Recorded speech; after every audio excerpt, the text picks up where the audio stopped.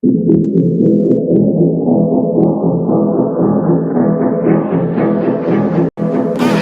beat crazy, huh?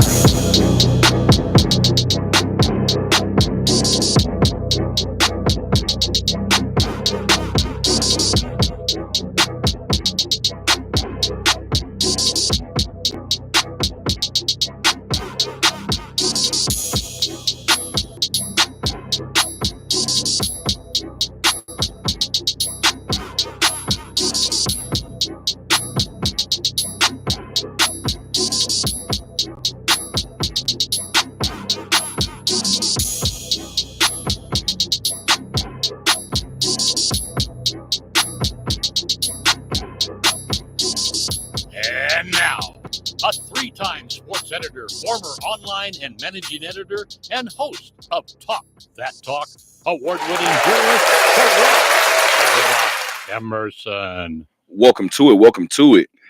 It is a little after 3 o'clock on a Monday afternoon, so you guys know what time it is. It is time for Talk That Talk. I am your host, Terrell Chatterbox Emerson.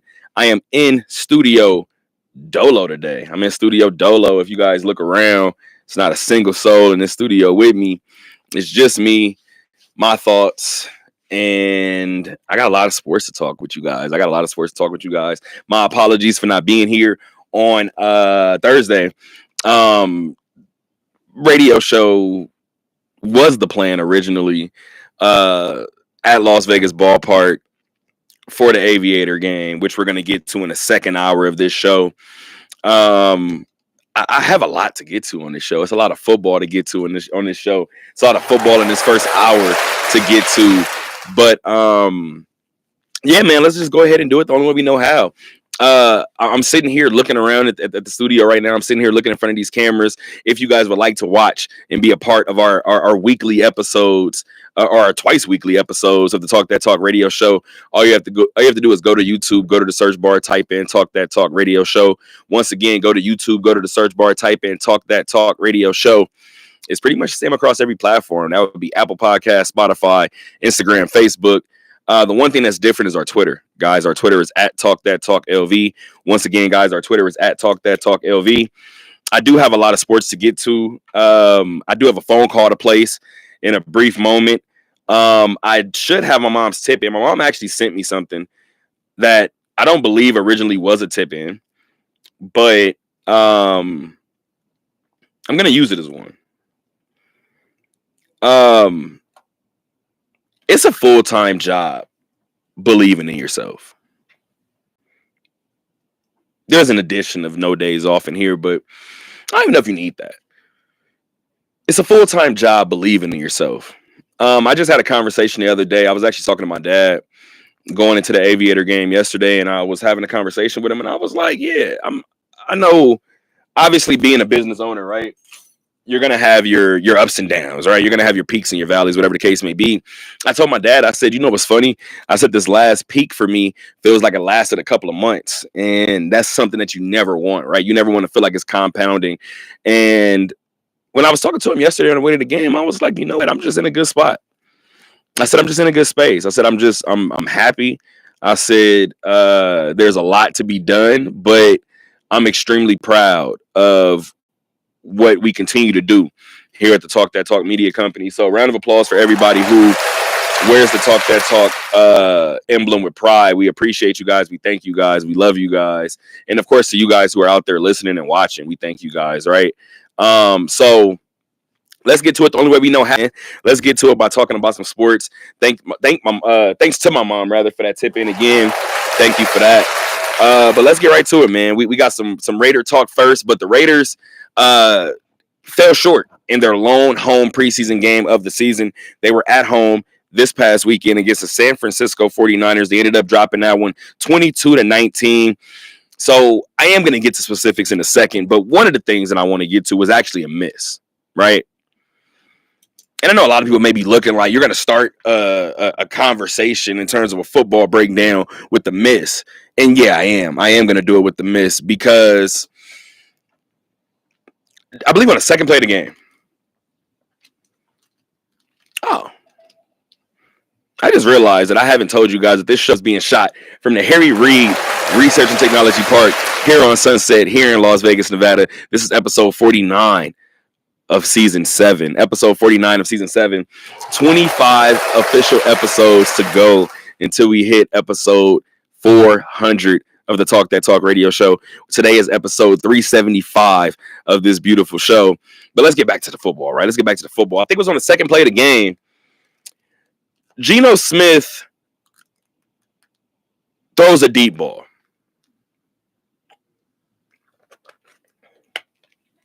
Dante Thornton missed that deep ball by a fraction.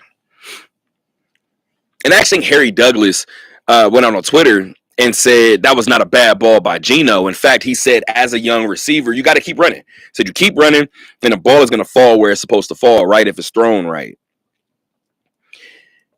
He highlighted Thornton was looking back at the ball while trying to run full speed, right, as opposed to trying to get placement and figure out where the ball was so he can get under it. I told you guys 2 weeks ago that Thornton was going to be somebody to watch. There's going to come a point early in this regular season where Geno throws that exact same ball to him, and it's going to be a touchdown. At the very least, it's going to be a deep completion that's going to set up a touchdown. I didn't think that I was going to start with a near miss, right? In a 3-point loss, a miss that happened on the second play of a second offensive play of the game. But of course, all the storyline, all the talk, all the conversation has been about Ashton Jeanty. That picture, that from Tullanore, that's what you expect from Ashton Jeanty, right? That's what the Raiders wanted in terms of their first round draft pick, in terms of their highly touted pick, in terms of Ashton Jeanty. You want moments like this. You want those moments where he doesn't feel like a rookie, right? Somebody actually said Lenoir was the first one, but he won't be the last. I agree. But there's something to be said about being the first one, right? I've been around enough locker rooms to know that Lenoir heard about being the first one that is on an Ashton Jeanty, a football poster, right? Getting stiff armed to the ground by a rookie. That's what Vegas wanted.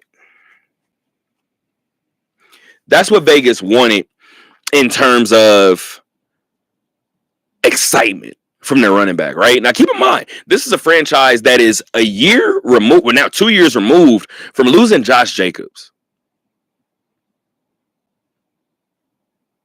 Now, keep in mind, Mark Davis is somebody who, the Rich Bisaccia situation, I don't know if he will ever admit that that was a mistake, or maybe he did admit that that was a mistake at some point, right? And you know, when billionaires speak, the word mistake doesn't necessarily come out, but maybe I would have done things differently. You got to pay attention to it. You got to pay attention to the words. But I think when you watch these athletes and these, or not these athletes, when we watch these front office guys make these decisions, all you have to do when watching them, in order to see if they regret their decision, unless you're watching Jerry Jones, because then you might not know what you're watching.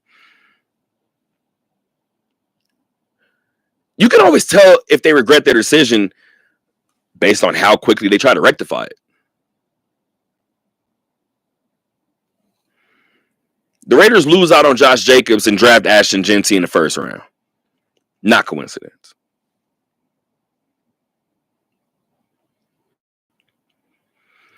Ashton Jeanty is going to have himself slotted at the top of a lot of scouting reports.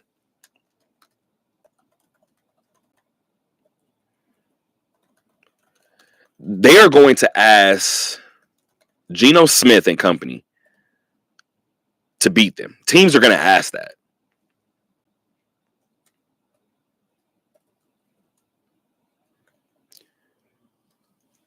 When they ask that,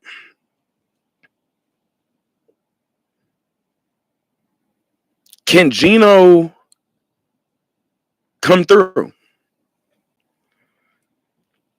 To what degree does Ashton Jeanty still outplay being at the top of somebody's scouting report? You know you have a threat in Jacoby Myers. You know you have Brock Bowers to worry about, right? Ultimately, it boils down to that offensive line. Geno's success, Ashton's success. My dad said leave Jerry out of it. I'll try. Ashton's success, Geno's success. It's all everybody's success is all relying on that offensive line. That ever evolving offensive line, right? At least we hope.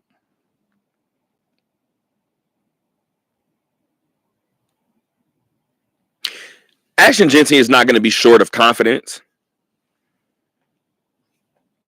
I think he's going to have his moments. He's going to have his sparks. Those moments where, like Davante Adams got behind the Denver Broncos secondary on a walk-off overtime touchdown. Those moments, those long plays, I believe Ashton's going to have a couple of those this year. What does the rest of it look like? It's all dependent on that offensive line.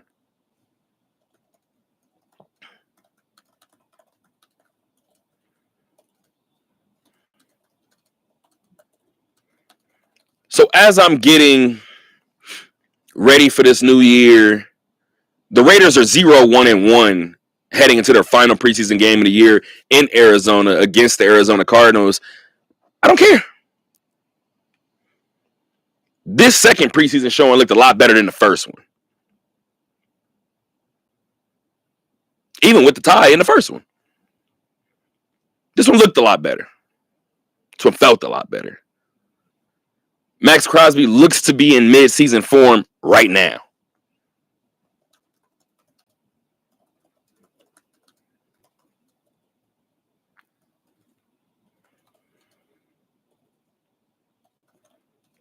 So I'm going to sit here and try to determine what we're going to see on Saturday. That is Saturday, right? Yep. Saturday, August 23rd at 7 p.m. in Glendale against Arizona. I don't know that the Raiders do too much of anything special in that last game. I think Pete and company saves everything for week one. Oh, and keep in mind, too, this past weekend was alumni weekend. Now, this is something that marking in the Raiders and the Aces and all of these organizations have done, right?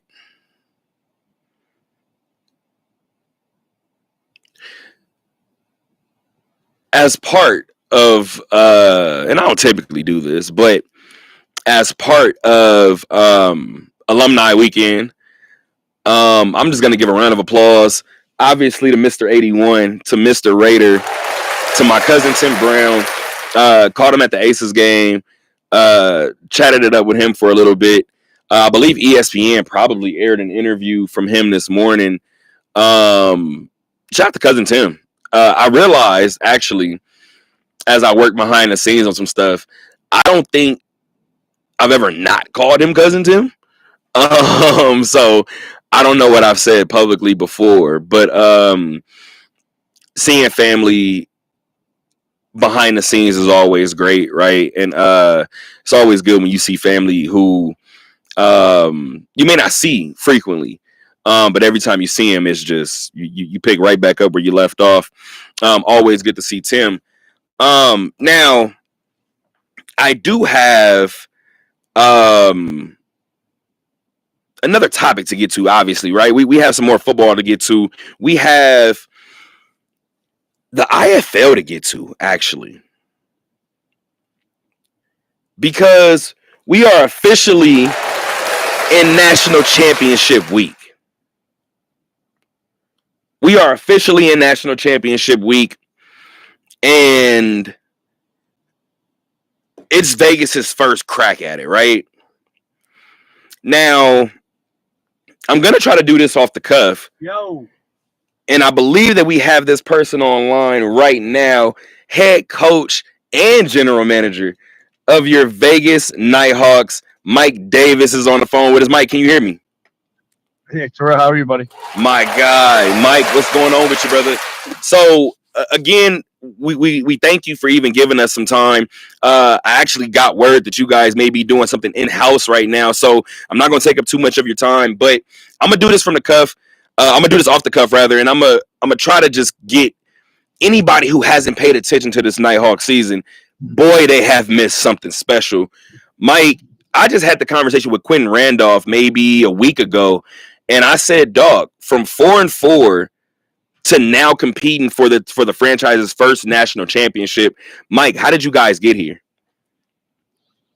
I think the guys just bought in, right? Like, we had some tough losses early, where it was self-inflicted, right? It wasn't like teams were just so much better than us. We knew we had a fantastic football team. It's just we couldn't get out of our own way. And once we cleaned that up, things started falling into place. And, we've played really good complementary football the last 6-7 weeks of the season. And that's what it takes to get hot at the right time. And that's the thing, right? Football is one of those sports where it definitely lends to that. You get hot at the right time and you can win it all. But I want to go back and see if you remember. We were 4 weeks into the year, I believe. And I lied to you, Mike. Maybe it was 5 weeks into the year. And we know how wonky this season started for Vegas, right? In terms of an off week and then having a bye week early. I asked you, sitting at 1-2, is it possible to start your season in week 5? And you kind of laughed and said, T, we're going to have to. Like, we're going to have to restart now. When you think back to what the first month of the season looked like, how proud are you of you and what you and your coaching staff was able to do in terms of holding this group together? Yeah, I mean, honestly, T, it's not about me, right? It's all about the staff of, I have around me and their, buy into, hey, here's the vision. This is what we got to do to put it together. And, when you have a offense that can score at will, and the defense you have to find your footing eventually. And we've been able to do that, and we got to continue to do that because we're going to play a really tough Green Bay team. And that was actually what I wanted to do, right? I wanted to talk about the offense and the defense, and then we'll get to that national title game. But you are one of, obviously, when you hear coaches say it, but you're one of the ones who says it repeatedly, right? Anytime somebody talks about you just did it a second ago. Anytime somebody talks about what this group accomplishes, you point to your coordinators, right? And you point to how much trust you have in them. Let's talk about that offense really quick. It starts and ends with that quarterback room, right? Just the ability to have who you have said on several occasions, Jayden de Laura is a pro. Like, that is a pro quarterback. And then you have the league's reigning MVP sitting in that quarterback room. How much has that kind of been a luxury for you guys? I know it's been obviously a struggle at times trying to figure out who to put under center, but how much of a good thing has that been? Yeah, I mean, I don't know if it's been a struggle. I think it was more of a struggle for the guys in the quarterback room, right? Like, you got the reigning MVP in Jerome Johnson, and, he has to take a back seat and kind of swallow his pride. And this day and age, that's tough. So, hats off to him because he's been a pro, and hats off to Hurtis, being able to find a way to kind of figure it out with them, and those guys kind of buying back and forth, and it's been nice. And this next one, and this is just two more for you. This next one was about that defense, right? And again, you and we talk offline a lot, and I tell you all the time, I appreciate you just in my field because you get the sense when somebody is BSing you, right? And that's something that you've never done when it comes to me and the interviews that I've done with you. I believe I asked you on 3 separate occasions throughout the year if this team spoiled a defensive performance. And you said flat out yes. And you said at some point you got to pick this defense up. Now, franchise record setting points at one point this year. You had almost 3 quarters straight of stops in various games this year. But how proud are you of the maturity of the defense, right? From week 1 to now, how much the defense as an entire unit, how much has grown? Well, I think the biggest thing you have to get guys to understand is you're not going to shut people out, right? And you're going to get scored on, right? And as a DB, we're not built that way. I can't give up a play. Well, you're going to give up a score or 2 or 3, right? Well, what can you do to bounce back and make a play? What can you do on a critical moment? Can you, I use the term all the time. You just got to flush it and move on, right? Like, don't get caught up and gave up a big play. Okay, that one's on me. Now I owe you one. And we've had a lot of guys. We don't have a lot of guys saying my bad. I can't stand that term, but you get a lot of guys say, hey, that one's on me. I got you. And when we've needed to make a play, guys have stepped up and made good plays. And then his last one for you, winners of 4 straight, winners of 6 of your last 7, going into the biggest game in this franchise's history.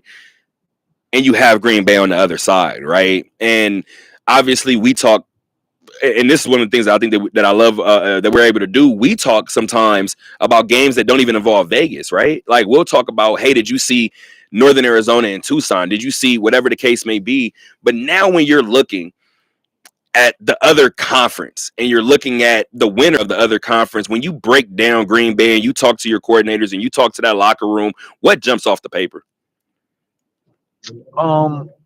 They execute at an extremely high level, right? The quarterback's probably going to win the MVP.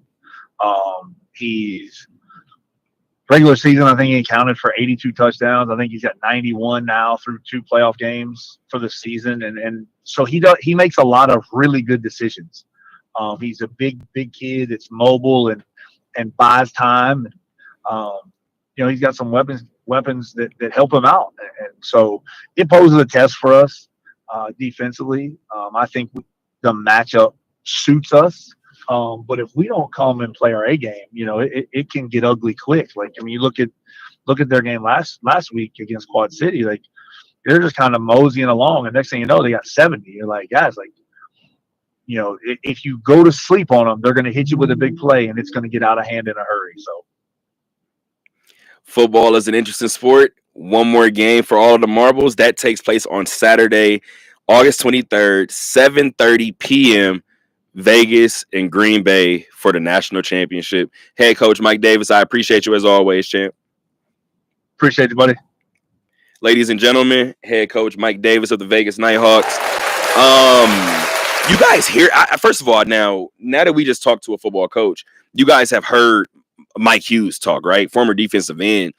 And now you're listening to somebody who's been around football, hell, probably longer than I've been alive, now that I think about it. Or been an adult for sure. Mike is wired different. Mike is wired just differently, right? And yes, it's a 12 league or a 12 team league. Head coach Mike Davis has had this energy and this belief and this aura around this group since year 1 that has made this national championship game, this birth, feel like an inevitability, right? It's just seemed inevitable just because it's hard to believe when you talk to Mike Davis that he's going to sit around with a non-contending group or a losing group for long, right? I like everything he said about Green Bay. It's going to be really, really interesting to see how this group, as you said before, or as he said before, responds, because you're not going to shut teams out. So how does Vegas respond to getting punched in the mouth the first time in a national championship game? And are they actually the ones to throw the first punch, to land the first punch, right? So we'll ultimately see what that turns into. on Saturday, 7:30 p.m. in Arizona. Another thing that takes place on Saturday, Dan Mullen and company, Dan Mullen and his UNLV Rebels will finally be in action inside Allegiant Stadium, 1 p.m. It's a week 0 matchup that I think a lot of people are going to have their eyes on, right? Yes, it's Idaho State. No disrespect to Idaho State, but let's just say UNLV goes out there and wins. Nobody says anything, right? UNLV goes out there and kind of dominates. Nobody says anything. Now, if UNLV goes out there and looks like a program that has been built by a proven head coach in Dan Mullen, who went out and surrounded himself with Power 5 talent from just about everywhere,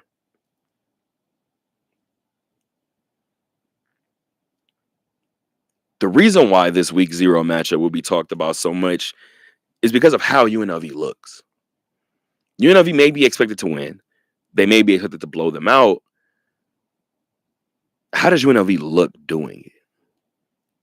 Right? How much resistance does UNLV run into while doing it? How fluid does the offense look?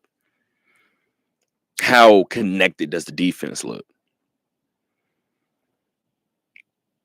How connected is that offensive line? I'm excited. I'm extremely excited. Matter of fact, Chief Borders, Chief Borders was at the game, was at the Aviator game last night, as a matter of fact. Tossed out the first pitch, came up. And this is the thing too, right? Mike Davis just talked about the mentality of Jerome Johnson, reigning league MVP. Chief came up to the press box before hopping on air with Matt Neverett. And he spoke to myself, and he spoke to Dick Calvert. He spoke to everybody in the press box. And and as a matter of fact, him along with the people he was with spoke to everybody in the press box. And I know it's going to seem like I'm just grasping at straws. I know it may seem like I'm just picking through names in a hat, right? There's something to be said. You know what? This is what I'll say. There's something to be said about a team who understands the job is bigger than what's done on the field or court or ice or whatever. Have I covered championship winning teams who the personality of the group wasn't the best? I have before. Not very often. Let's go back and look at that OKC team really quick. There's a moment after the team wins the championship where Jalen Williams is going around making sure everybody touches the trophy. They said before that there was times where Shai Gilgeous-Alexander spoke to everybody in the building that he passed. And I know that that's just like, again, small things, right? It may seem like small things. But are they really? Character counts. Remember when your mom told you that growing up, character counts? The person that you are, away from what you do, matters. If you ever been around Jet, ever been around Jaden Thomas? How does he operate?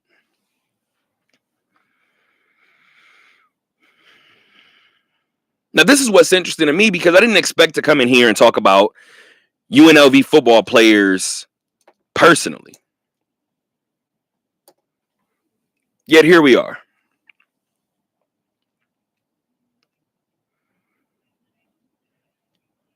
UNLV opens up its season on Saturday, August 23rd,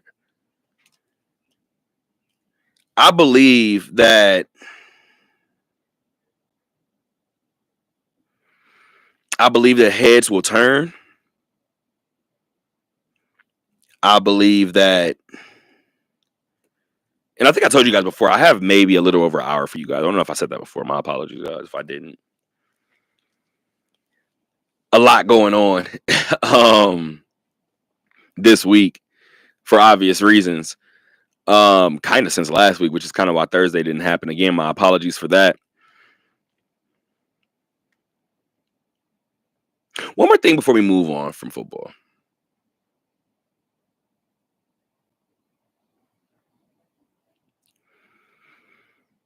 Remember how I said ESPN was spending a bunch of money? They went out and spent a bunch of money on the WWE.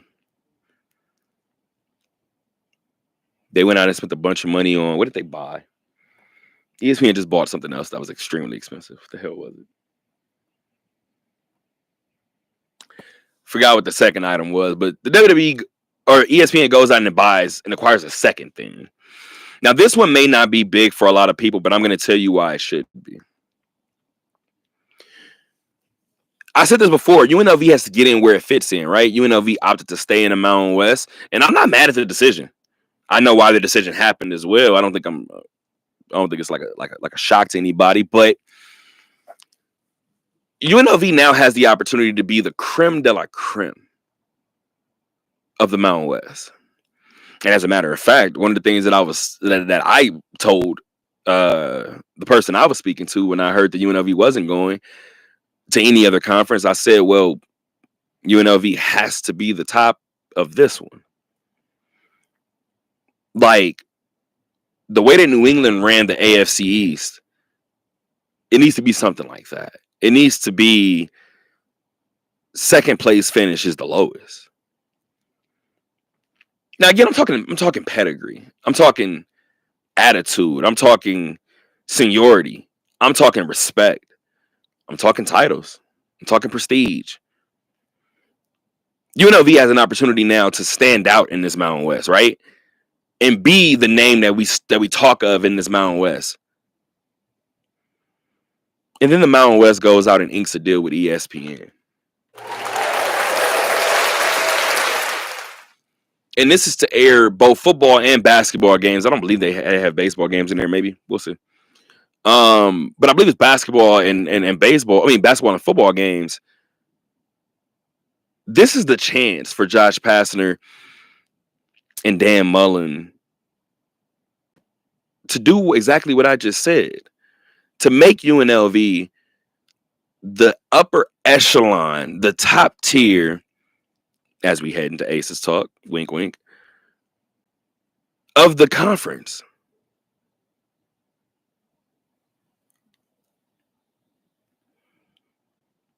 So UNLV has, thank you. My dad just texted me. They bought NFL Network.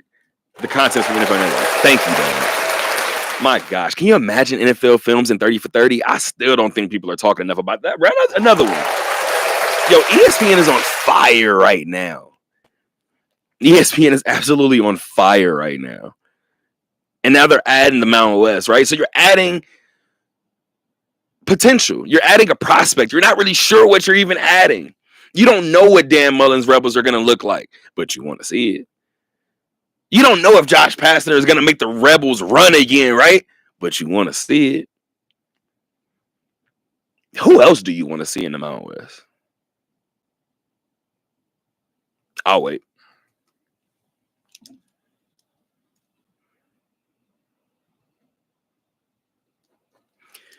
This deal is to bring UNLV back to prominence.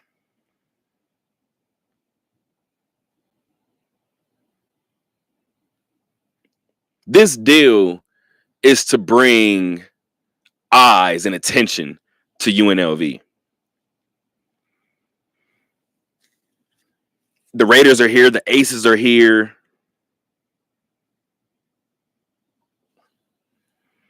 The Golden Knights are here. Summer League is here. USA Basketball is here.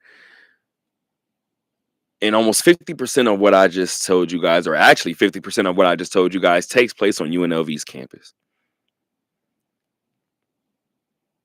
a campus that houses Jerry Tarkanian statue.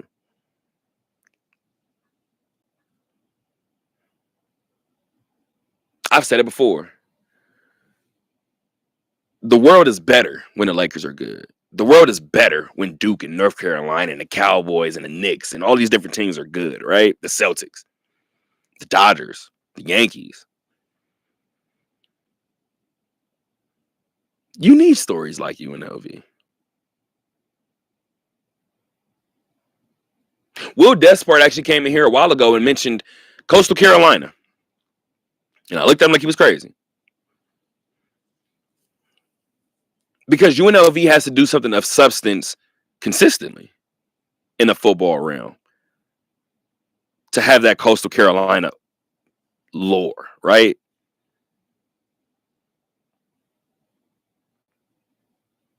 The Mountain West on ESPN kind of does that by itself. You don't have to go find it on CBS. You don't have to go find it on FS1. It's on ESPN, and you can catch Mountain West football and basketball. With the departure of San Diego State and Fresno State and Colorado State and all these different programs, who's stopping UNLV from being the end-all, be-all in this conference?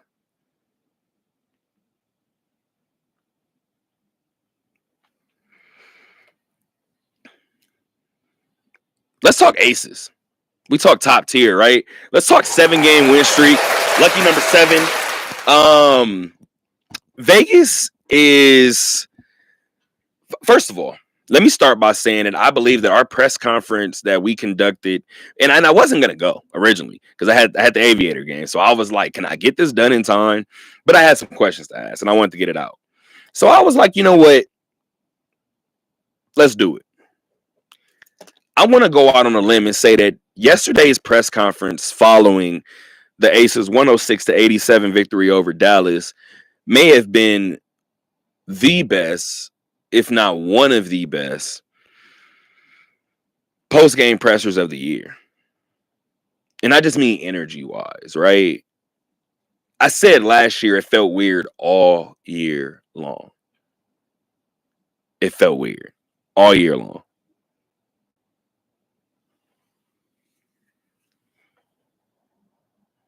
This year, even with how the team started the year, even with how the team has had to kind of reshape itself and reinvent itself throughout the year, there's still been this level of hope, right? Becky lets you hear it sometimes, but there's still been this layer of hope that you get from the group that almost kept them from being down, really. Yesterday, I'm sitting in the post-game presser, and I said, I can't believe this is an Aces team with 14 losses. Talking like this. Yes, they're winners of 7 straight. Yes, they had just won a game by 19 points. Yes, all of that is great. The feel of that room was different than it's been all year. Appeared to be different than it's been all year.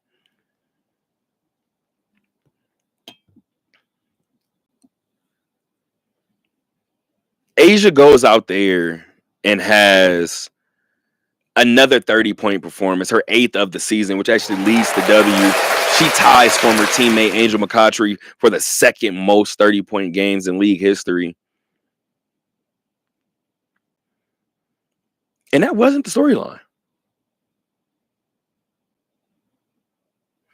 The Aces tied a season high with 18 made threes. Kirsten Bell had 18 big points, 6 made threes. Jewel Lloyd hit a couple of big threes to end the third quarter and push the lead back to 15 points after it had been cut to single digits. Melissa Smith hit back-to-back threes late in that fourth quarter to reach double figures. The Aces shot the lights out. That could be a reason why the energy was different in that room, right? I think that layer of hope, that layer of belief, that level of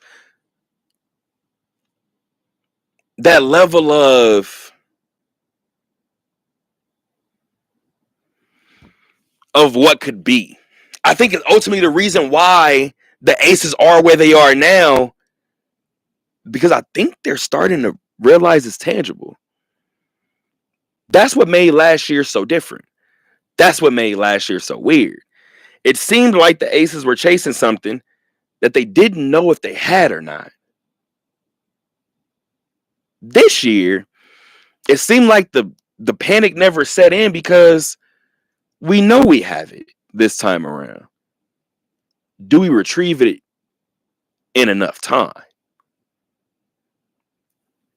Again, last year felt different. I think ultimately because the team was fighting for something and trying to squeeze juice out of a tennis ball. I think they were literally searching for something that they just simply didn't have. Whatever that may be. I don't know what it was, but they were searching for something. This year, even with the struggles, you didn't see that same almost level of desperation. You almost saw the Aces this year say, all right, we got to figure it out. No more excuses now. And I think now, sitting at 21-14 on the year, tied for 4th in the WNBA, maybe they feel like they found it.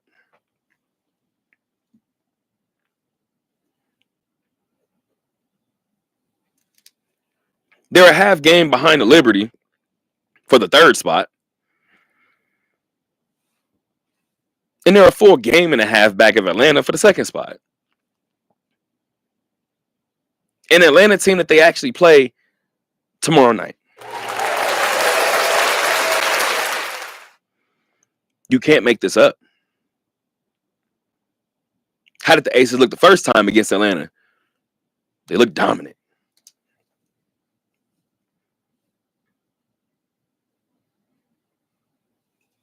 How do the Aces look in the second showing against Atlanta? Be at the house tomorrow, 7 p.m. That game is a Tuesday, August 19th start. 7 p.m. tip time. 7-game win streak on the line. A chance to move up in the standings a little bit as well, depending on what happens the rest of the way. Again, 2 games out. Well, a game and a half out of the 2nd best record in all of the league. That seems incredible to say at this point of the season, considering what we've dealt with this year in terms of just media, fans, the players, the coach, whatever. Just in terms of whatever Vegas has dealt with this year, to look up and say, a game and a half out of having the 2nd best record in the league. Keep in mind, I still don't know if this team wants to see a healthy New York team. This team mentioned it before, or I mentioned it before, and I think there's some people in the city that agree with me. Maybe not inside of that facility. They don't want to see Minnesota either. If the Aces end up a 2nd seed,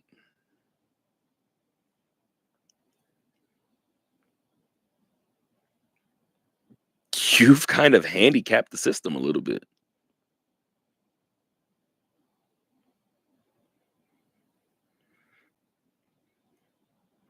The Aces sitting at 21-14, taking on Atlanta tomorrow. Again, that is a 7 p.m. start from the house, from the Michelob Ultra Arena. Again, I am probably going to go a little bit over an hour. Got 2 baseball topics, and then we'll get out of here. But I'll probably go a little bit over an hour. Again, this is episode 49 of season 7, episode 375 of the Talk That Talk radio show. I am your host, Terrell Chatterbox Emerson. I am in studio solo dolo today. But we've already discussed some football. We discussed the Raiders, right? Their preseason showing against the Niners. We followed that up with National Championship Week here in Vegas as the Vegas Nighthawks prepared to head to Arizona to do battle with the Green Bay Blizzard for all of the marbles in the IFL. We discussed UNLV football too, right? Their season opener on Saturday against Idaho State. What does it look like? A lot of excitement there. We just broke down the Aces 106-87 victory over the Dallas Wings yesterday as well. 34 points from A'ja Wilson, but you get a season high tying performance from beyond the arc by this Aces team. You get the 7-game win streak. But A'ja was also asked the question after the game about Sue Bird and her statue, right? And I remember coming in here, I believe, Summer League episode, our Summer League episode. And I remember coming out and saying, what does it look like?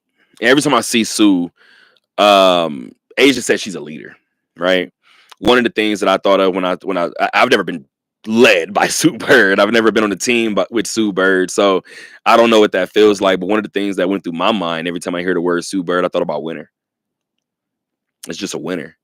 That's somebody that wherever she went, she willed her team to a win, which is why A'ja said what she said in terms of leader, right? But I think winner. So I'm thinking, what's the pose? I said, I know Kobe did it. I know Tiger did it. I know all these different greats did it. But I see Sue Bird, and I think the fist pump. I think the fist pump with the ponytail swaying, that's a bucket to me. I see a Sue Bird fist pump and say, oh God, something didn't go our way, right? And then the statue comes out and it's a lay. Sue Bird going up for a layup. I always tell people sometimes simplicity is key.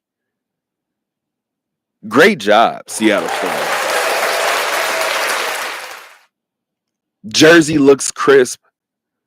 Ponytail is doing what it's supposed to do. Sue Bird captured in her essence. Again, I'm now getting to the age to where I can sit back and look at these athlete statues and say, does that remind me of them? I told you guys, I looked at Mark Burley's statue and was like, looks like he's throwing some heat your way and you don't want to deal with it. It captured the moment, right? This Sue Bird statue, I haven't seen it in person.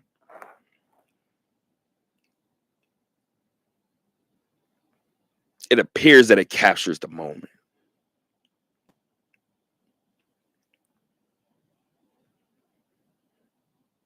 Shout out to Sue Bird. Shout out to the Seattle Storm. Shout out to Climate Pledge Arena. Shout out to the city of Seattle as a whole. Pat Riley is next. Pat Riley, according to the Lakers, is next in terms of getting his statue. I believe it is set to be unveiled in February. Is there another team, organization, whatever the case may be, who has a better statue lineup than LA and Crypto.com Arena, which I'm always going to forever remember at Staples Center? Does any other team or organization have a better lineup in terms of their statues? Dad, if you could text me. I know Philadelphia has their smaller statues outside of the practice facility, right? We talked about that one. But outside of,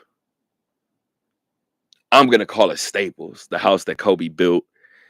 Outside of Staples Center, you have the great one in Wayne Gretzky. You have Shaquille O'Neal. You have Kobe Bryant. You have Kareem Abdul-Jabbar. You have Chick Hearn. You're adding Pat Riley. I know I'm forgetting somebody, and it's about to drive me up a wall. Magic. The statues that are outside of Crypto.com Arena are otherworldly.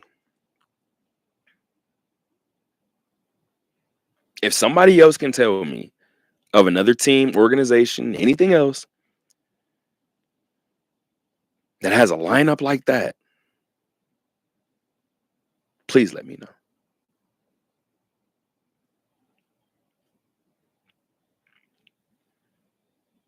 Yeah, my dad is in the chat talking about Staples is the best. I don't know if anybody has 4. that can compete with that. Now, I don't know if Luka ever goes back to Dallas ultimately, right? But I love that Dirk Nowitzki statue.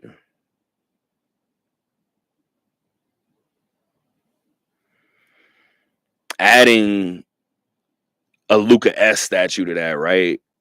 I don't know if Rick Carlisle gets one. I don't know if Jay Kidd ever gets one. I don't just any of these different situations. I'm just thinking, right?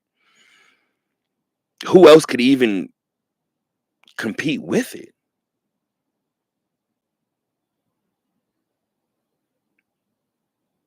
Bron is probably going to get a statue, of course, outside of, well, I shouldn't say of course, but you would assume Bron is going to get a statue in a couple of different places.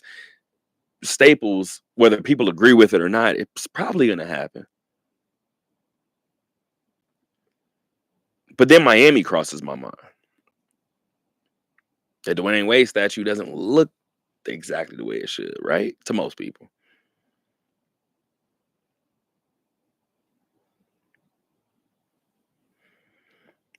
I think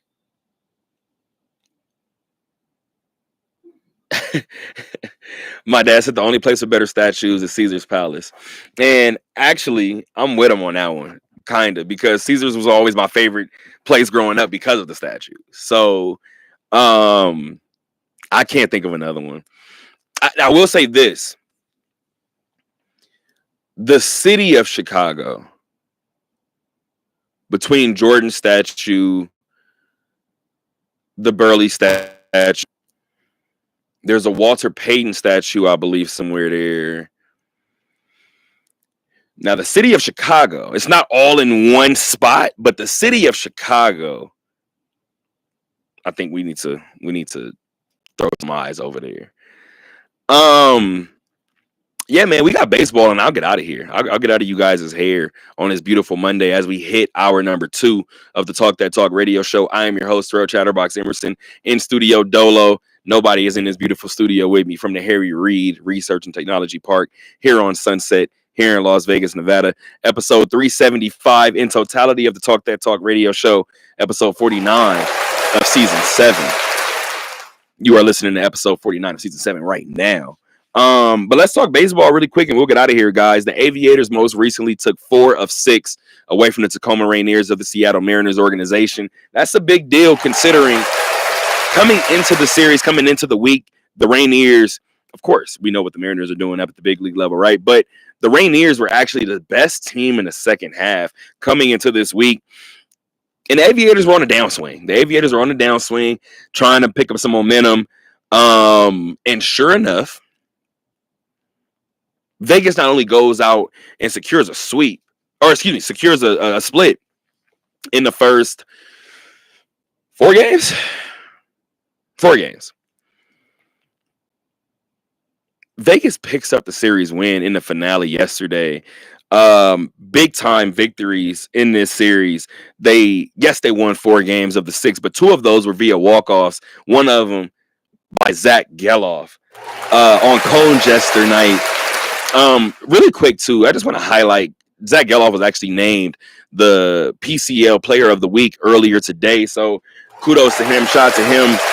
7 home runs in that 6-game series. 7 home runs in that 6-game series. Had 2 multi-hit homers, or two games with multi-home runs. He did it in the finale. He hit a solo shot, I believe, at the top of the second to lead off the second. And then I believe in the 7th or the 8th, and I think it was the 8th, he hit a 3-run jack to right field, to opposite field. The pitch had to be almost chest high. Absolutely demolished it. He hit the walk-off as well on Cone Jester night. A night that I wasn't in the building for, but I was unsure how it was going to play out, right? In terms of the what if night, essentially the Aviators coming in as the Las Vegas Cone Jesters, right? As a nod to all the traffic and construction that is going on here around the Vegas Valley. A lot of orange traffic cones, a lot of green construction vests. As a matter of fact, the uniform was a construction vest. I am here to report everybody loved. Whoa, that wasn't it. That was an alarm. So that's the last alarm I need. But I'm proud to admit and to bring to you guys that everybody loved it. Everybody in the organization loved it. Guys loved it. They loved the ability to show a little personality with their uniforms. Of course, these what if nights are absolutely crazy here in Vegas, right? The gamblers, the whales, the cone gestures, the belly busters. Just a grip of them, right? Just a grip of them in terms of what if night.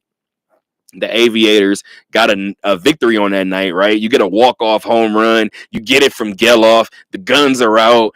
You have a moment to kind of embrace the uniform, right? And make it a part of the storyline. And ultimately on Friday night, that's exactly what it became. But let's get to something serious really quick about this team.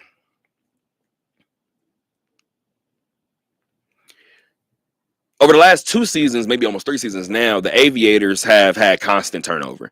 And I talked to Fran Riordan about it often. And Fran is very, very open and honest in saying, hey, this is the nature of the beast, dog. Like, this is what we do.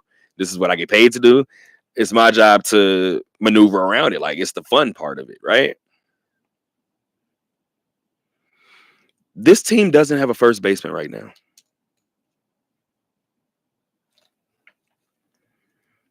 The Las Vegas Aviators do not have a first baseman right now.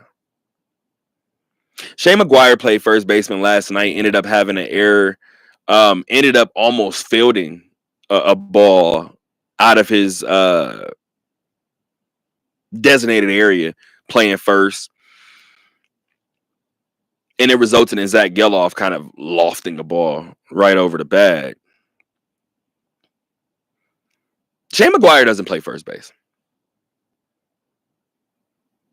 Saturday night, I believe in the first inning, Cooper Bowman was playing first base. Had to pick out, had to pick out a ball out of the dirt. Had to pick a ball out of the dirt and was unable to do it, and was charged with an error early in that game. Cooper Bowman doesn't play first base. I get to the ballpark early yesterday, and I'm in the dugout, and I'm looking, and Fran Riordan and the guys are working out the guys at first base. It's Kobe Halter who plays third base. It's Drew Swift who plays shortstop. It's Cooper Bowman who plays second base. It's Shane McGuire who plays. I think Geloff is out there too, who plays second base. I'm out looking, and there's no first baseman on this team. I want to add to the fact that while this team has several gloves, actually, and I want to highlight that because Fran Riordan made it a point to highlight it to me, the team has plenty of gloves, right? Obviously. However, without a first baseman on the roster, all of those guys that I just described, that I just mentioned, are all sharing a first base glove.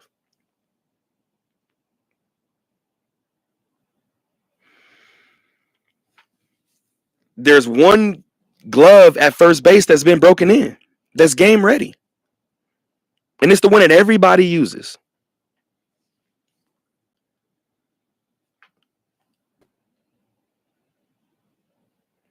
It's the one that everybody uses.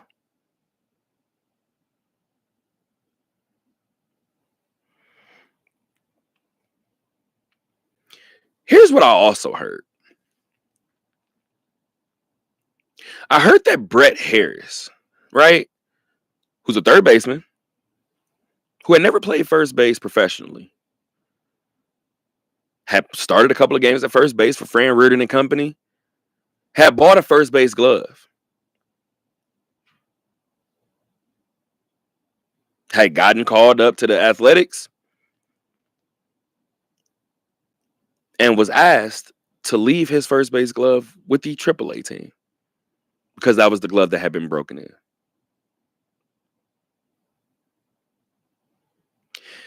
Now, in my 6 seasons of covering, 6 seasons? In my 6 seasons of covering minor league baseball, at no point did I ever consider maybe you don't have anybody who plays this position on your roster. And for Fran Riordan and company to come out with 4 wins against the best team in the second half entering the week is another reason why I feel like Fran Riordan will be PCL Manager of the Year once again. They're 20-25 in the second half. They are 9 games back of first place, 9.5 games back of first place, which is currently held on to by the El Paso Chihuahuas, of course, the San Diego Padres organization. They are 29-15 on the year. The Tacoma Rainiers at the Aviators just 4 times out of 6. They are 29-16, and then you have Sacramento sitting at 26-19. So Vegas still has some work to do, obviously, right? But Vegas is already into the postseason. Vegas will host rather the Triple-A championship. Hopefully, they are playing in the Triple-A championship because they will host the PCL portion of the playoff bracket.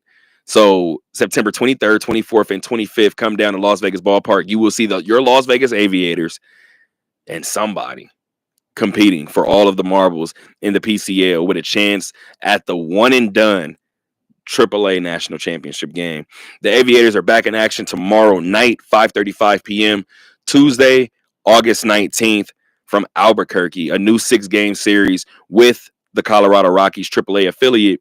Really quick, too, before I move on about the Tacoma Rainiers situation. Yes, the Tacoma Rainiers are 29-16 in this second half. The Tacoma Rainiers and the Aviators have played 16 times this year, 18 times this year. And the Aviators are 14-4 against the Tacoma Rainiers. Let's move on to some last minute news. Not last minute, but last topic of the day in terms of the Athletics. The Athletics just picked up their 3rd series win in their last 4 tries. They took 2 of 3 against the Angels. So this is what's so funny. My dad texts me and he'll tell me like, oh man, we can't get past the Angels. I'm about the Dodgers, right? First of all, don't text me. Second of all, this is what tends to happen with the Angels, right? The Angels may have a bout of success and may be going their way, and as a typical team that's on a downswing, trying to find something to be proud of and find something to hang your hat on, the Angels go up to Sutter Health Park in Sacramento and they drop 2 of 3 to the Athletics. Excuse me, an Athletic team that, as I said before, in recent memory, I think that Diamondback series is the only one that they lost, but they won 2 of 3 against the Nationals. They won 2 of 3 against the Baltimore Orioles. They lost 2 of 3 against the Arizona Diamondbacks, and then they win 2 of 3 once again against the Angels. These are the small wins that I tell you guys to appreciate, right? I said, what number can they get to in terms of the win column, right? They're sitting at 56-70 on the year. They're 14 games under 500. They're still last in the AL West, but they are only 5 games back of the Angels for the next spot and 6.5 games back of the Texas Rangers for the 3rd spot. I don't know that if I'm an Athletic fan, I don't know that I'm not grinning from ear to ear on this beautiful Monday. I just don't know. And then you add the fact that you're headed to Minnesota up next, 3-game road series. That begins tomorrow, 4:40 p.m. And, of course, tomorrow is Tuesday, August 19th. I told you guys I had about an hour in me. Thought I would get maybe to an hour and 15 minutes.